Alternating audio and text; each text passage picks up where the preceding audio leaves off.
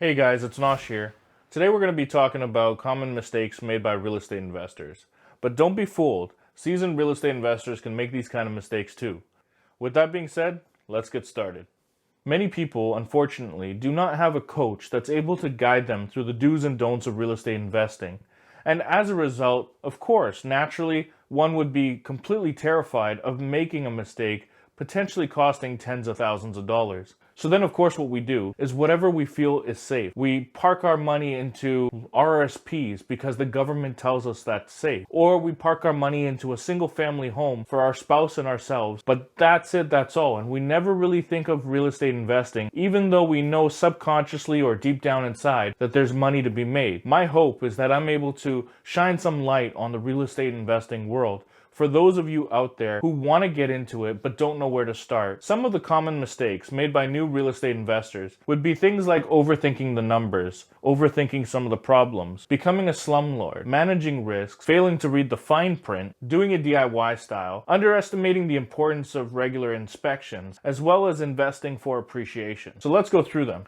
Overestimating the numbers. When it comes to a rental property, some of the mistakes made by novice investors is to overestimate the numbers. So they assume the amount that they're able to charge in rent is actually greater than what the market suggests. And they assume that they're not going to run into a situation where they may have a vacancy for even 1 month, yet alone a few. It's also easy to underestimate how much renovations are going to cost if there's any renovations that need to take place before the unit can be rented out. Now, this is not just a mistake isolated to new real estate investors. This is a mistake that many homeowners make themselves. Now, that's possibly due to DIY shows on TV that perhaps downplay just exactly how long it takes to complete a project or how much money it costs from start through to completion. After all, a bathroom gets remodeled within a 30-minute episode, and a house flip possibly takes a total of 2 episodes at most. This perhaps presents an artificial impression in a homeowner's mind as to the simplicity of a project, and perhaps allows them to fail to consider just exactly how complicated a home renovation project can be. To put things into perspective, let's assume the wall behind me is an interior wall, and we wanted to open it up to create an open concept floor plan. We could find nothing in that wall except for the framing members. That would mean our cost to remove the wall is quite minimal. Alternatively, there could be everything behind that wall, from plumbing to electrical to HVAC and ductwork. We now have to relocate all those things in order to remove that wall, and that of course means we have to call in the professionals, which of course adds up. Even worse is once you touch something, you possibly open up a can of worms. Suppose there was mold back there, and we trace that leak to come from behind the shower in the bathroom upstairs. Now, instead of just removing one wall, we're looking at taking down the tiles behind a shower in order to address a plumbing leak. Now, of course, this is a worst case scenario, and realistically, we don't really run into these issues that often. However, it's important to understand that it's certainly possible. In the end, failing to plan is planning to fail. This is an issue that can easily get overlooked by novice investors looking to purchase a fix and flip and hopefully turn it to make a profit. Overthinking the potential disasters. Now, a common phrase I hear by some novice investors is, "I don't want to deal with tenants." There's some people, perhaps, that have heard nightmare stories about problematic tenants. There's even a television show that's 30 minutes long, and the whole show is about the negative effects of renting to tenants. For 30 minutes, that's all the viewer watches, is how difficult it is to deal with a tenant, how much it's going to cost, how hard it is to remove a tenant from a property, how difficult they can be, how much damage they can incur. As you can probably imagine, because the show is for film and TV, the examples used in this episode are the most far outrageous examples that one can find. Yes, these examples are certainly possible and they do happen, but to watch these kind of shows and get the impression that this is your reality, that you're likely going to run into these scenarios when dealing with your tenants, is like watching a movie like Jaws and then being afraid to step into the ocean because you don't want to get attacked by a shark. Now, this type of fear can actually be beneficial to a novice investor or an investor in general because it can prompt them to really do their due diligence and screen their tenants and know who they're renting to. It can certainly shine light on the importance of having to do periodic inspections as well as to acquire the knowledge and skills to effectively manage tenants. Alternatively, this same fear can prevent would-be investors from ever entering the world of real estate investing and capitalizing on the tremendous wealth building opportunity that exists. Landlords who choose to neglect their property or have the false notion that it's more profitable to neglect the basic needs of their tenants in order to maximize profits have truly failed to understand the real estate investment industry. These individuals are very likely to misuse their power, introduce intimidation tactics, and ultimately put profits over the basic rights and needs of their tenants and their properties. In my opinion, if you have to utilize any of these strategies or tactics in order to break even or turn a profit, then no matter how long you have in the real estate world, you have still yet to graduate from Real Estate Beginners Class 101. Unfortunately, the sad reality is that slumlords have given the rest of us real estate investors a bad rep, and as a result, some of the laws that have been introduced have been done so to cater to the small minority of slumlords. These regulations deter investments from the average individual. These tax regulations and restrictions that have been put in place by politicians are designed not to solve a problem, but rather to seek re-election. Ultimately, when politicians attempt to target the problem by pointing the finger at the real estate investor and imposing new tax laws, all it effectively does is have the investor trickle down those costs to the tenants by increasing rent. That's simple business 101. When the cost of maintaining a rental property increases, the landlord is forced to increase the cost of rent to cover the day-to-day expenses. Ultimately, nobody wins. If the landlord has to dispose of that asset, the tenant is out of a place to live, and the landlord is out of their rental property. Problems surrounding tenancy laws. Though this is not typically something that an investor has control over, it's important to be cognizant of poorly designed tenancy laws that are in place to favor tenants so that you can be aware of these problems in the event that they arise. If one fully doesn't understand real estate investing, it's easy to create false impressions of the industry as a whole and to deter others from entering the world of real estate investment. We see this through heavy tax implications, time delays for landlords serving an eviction notice to a tenant and regaining back their property. And depending on province, outrageous barriers for landlords to seek reimbursement from a tenant for any kind of negligent or intentional damages incurred to their rental property. Provinces like Ontario and BC are two of the worst in Canada for a landlord to seek reimbursement from a tenant for any form of damages. Often, the starting point is civil lawsuit. The laws implemented fail to take notice that landlords, after all, are creating jobs to so many. They're fueling the economy, and they're providing a roof over the heads of so many individuals who otherwise may have been turned down for a traditional mortgage. Without landlords, those who don't qualify for home ownership would ultimately be homeless. And for that, landlords are painted with the brush of being cruel and dishonest people, demonstrated by heavy rules and regulations set in place by the government. Money hungry, some might say. Contrary to those claims, tenants who carry out grow-ups within a rental property or fail to pay rent all entirely and drag a landlord through a long and lengthy eviction process are spared from municipalities from any financial recourse. Take Ontario and BC for example. A landlord has to wait until the tenant vacates to try to regain a form of communication with that tenant in order to seek reimbursement for any damages that may have been incurred by the tenant. Let's just understand this a little bit, okay? Supposing a tenant caused $3,000 worth of damages within a rental property, and they paid the first and last month's rent, as is required in Ontario or BC. After leaving that property, would they be so inclined to want to conversate with their previous landlord so that they can update the landlord as to where they currently live so that the landlord can send court documents to them to seek reimbursement for the damages incurred? It's not likely. How are you supposed to find that tenant without hiring a private investigator to first locate that tenant? And that's assuming you even get your money back from that tenant to begin with. Ultimately, it's a lose-lose-lose situation for the landlord, and the tenant walks away with no formal financial recourse. That's a problem. So who's ultimately out of pocket?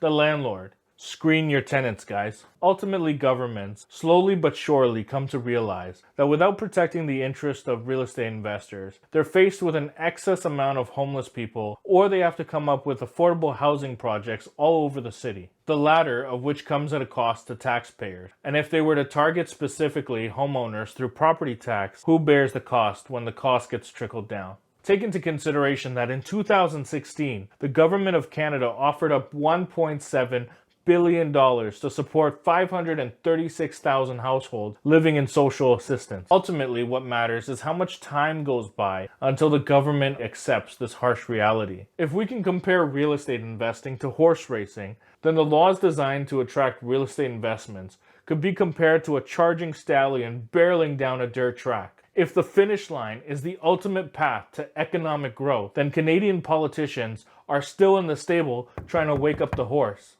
Managing risks.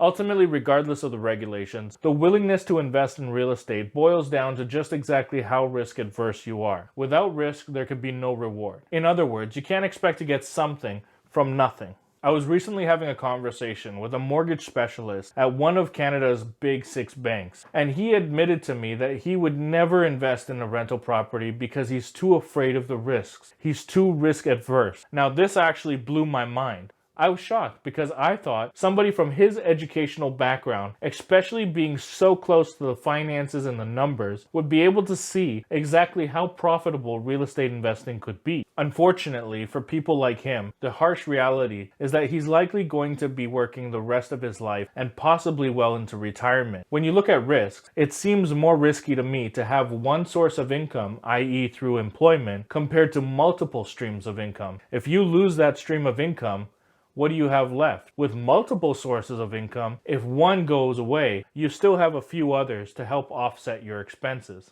What this bank rep would find is that if he invested his funds into the same banking system that he advocates for, he would find that the returns are not as generous as the returns on real estate. And moreover, that's assuming banking fees and other forms of logistics don't eat away any of the actual interest earned. So the key to understanding real estate investing is on understanding how to mitigate your risks. If you don't know what you're doing in real estate and you attempt to wing it, or you follow some get-rich-quick scheme, you may be disappointed with the result. What blows my mind is some people want to get into real estate investing, but will never spend any money doing any kind of research, like reading up books, going online, looking at literature, watching documentaries or YouTube videos that educate you on how to do it successfully, and in the end, they'll wonder why it doesn't work out. That's like trying to become a doctor and never wanting to go to med school. You have to put in that effort. You have to put in the work. The bonus, however, is unlike med school, you don't have to spend years educating yourself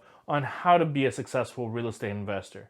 Of course, real estate investing requires a lot of ongoing learning, but we're fortunate enough to live in an age of technology where the information is literally at your fingertips. Just be careful of something called analyst paralysis, which is where you can do all the research in the world, but if you never actually take any concrete steps towards achieving your goal, then all the research is futile.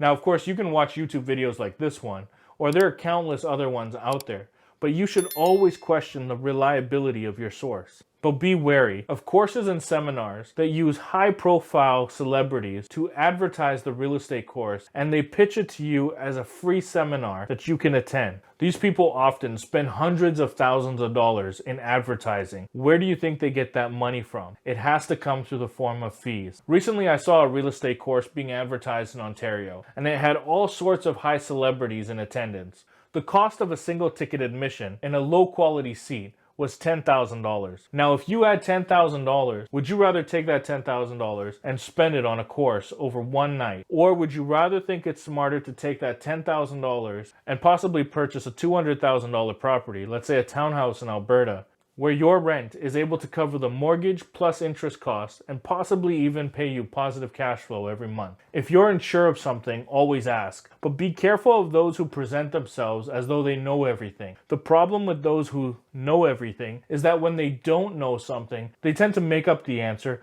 out of fear of looking stupid or out of fear of not having all the answers. The problem with individuals like these is it becomes very hard to distinguish fact from fiction. And that's why having a coach, especially in the early years of building up your real estate investment portfolio, can be worth every penny. A lesson we can learn from history is when Christopher Columbus set sail from Spain looking for a new route to East Asia, he wasn't the first to discover America, but history books remembers him for it. You see, Christopher Columbus had an old map which he believed to be complete. He failed to believe that the prior knowledge he knew of the world was incorrect. The idea that he discovered an entire new continent was absolutely inconceivable to him. Columbus believed that he reached a small island off the East Asian coast, which we now know to be the East Indies or the Indonesian archipelago. Nonetheless, Columbus spent the remaining years of his life believing that there was no way he could be wrong in spite of the unprecedented discovery.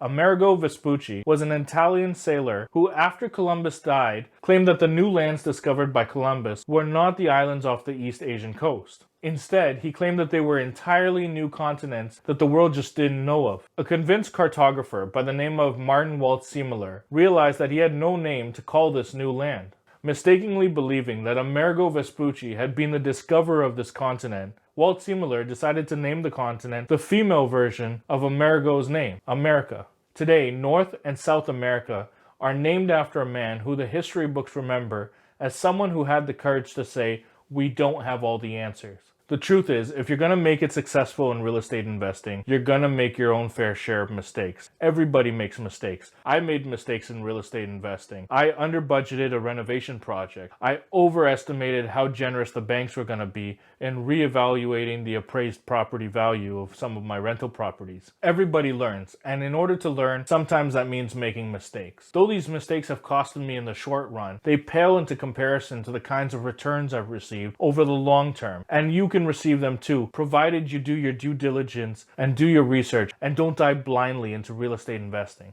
Failing to read the fine print. Think back to when you opened up your email account. Did you read the entire terms and regulations, or did you scroll down to the bottom, click the white box, and hit accept? If investing into an apartment condo unit, you want to make sure you read the fine print. In provinces like Ontario and BC, some condo stipulations can state precisely that only the condo owner or the condo owner's immediate family can reside in the condo unit.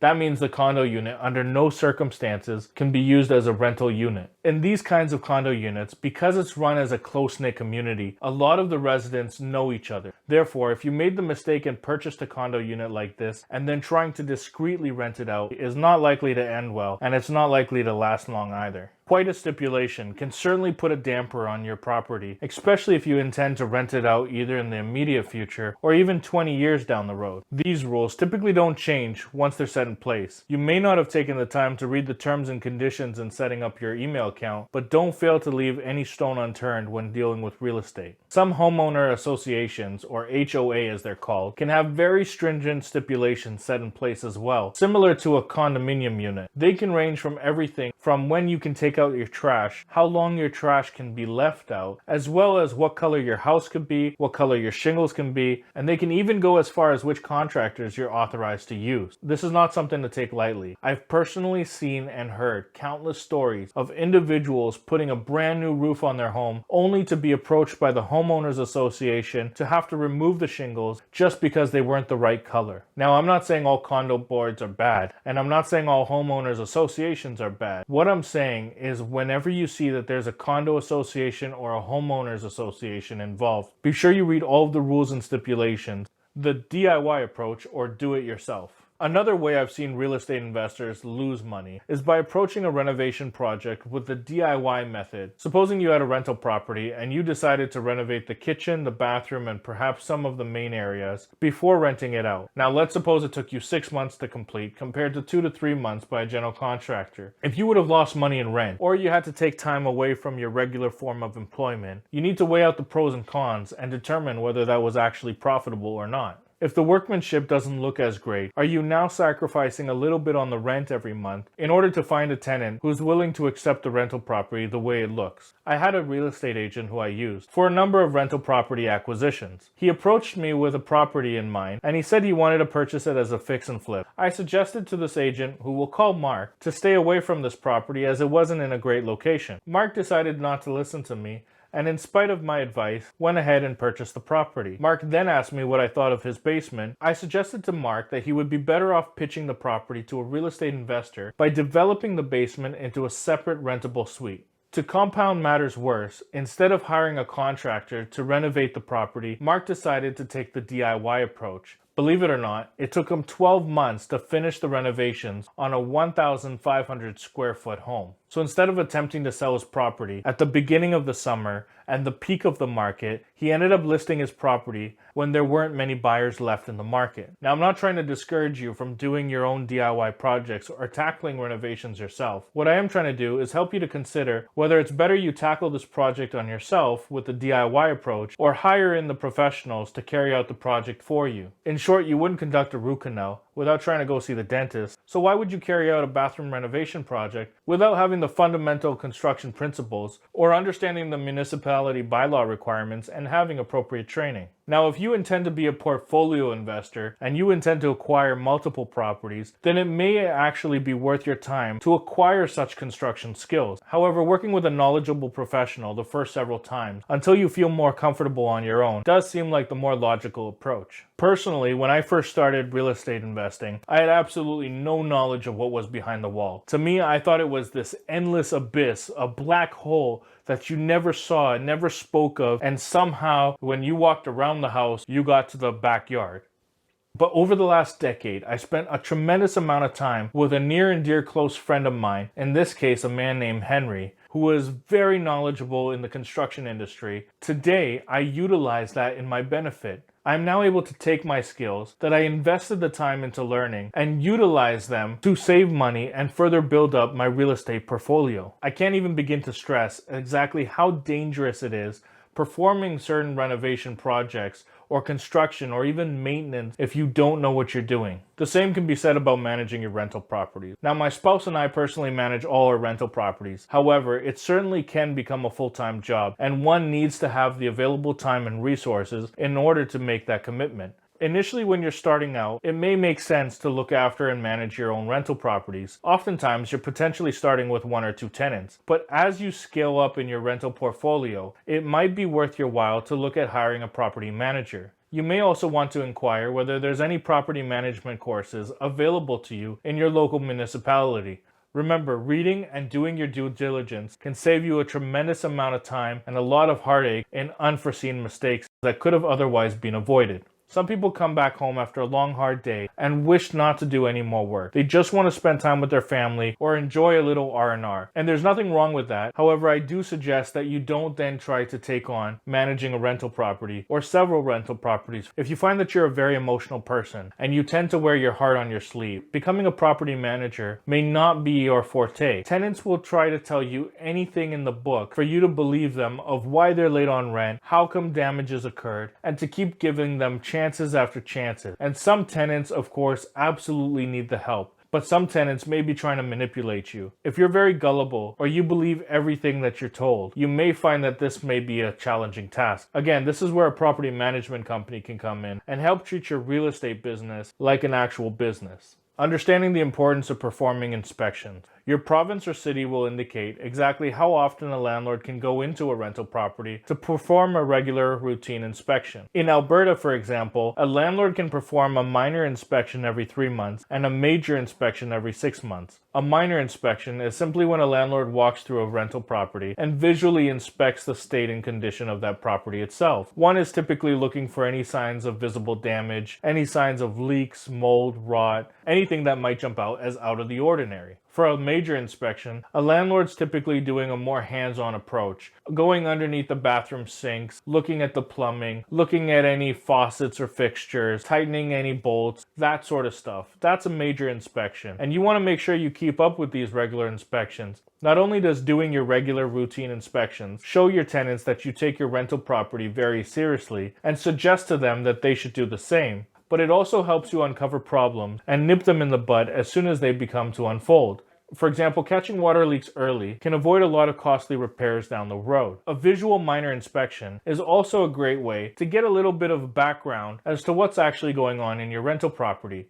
If you're renting a 1-bedroom, 1-bathroom apartment unit and you see 2 sets of toothbrushes, 2 sets of clothing in the closets, and you see signs that a particular tenant may have a guest for an extended period of time, it may be a sign that perhaps more people are living at that rental property than initially set out in your rental lease agreement. One option that you may decide to employ is that if you have a discrepancy with your tenant and an eviction notice is in order, you may decide to work with your tenant to spare costs and unnecessarily timely delays. Consider the folktale of 2 cooks who were both fighting over the same single orange. In the end, they decided to cut the orange in half. It was only after it was too late that it was discovered that one cook wanted the orange for the juice to be able to use in a sauce. The other wanted the orange for a peel to be able to use in baking. Had they taken the time to understand each other's point of view, they could have potentially walked away with the whole orange instead of just half of what they wanted. Investing for appreciation.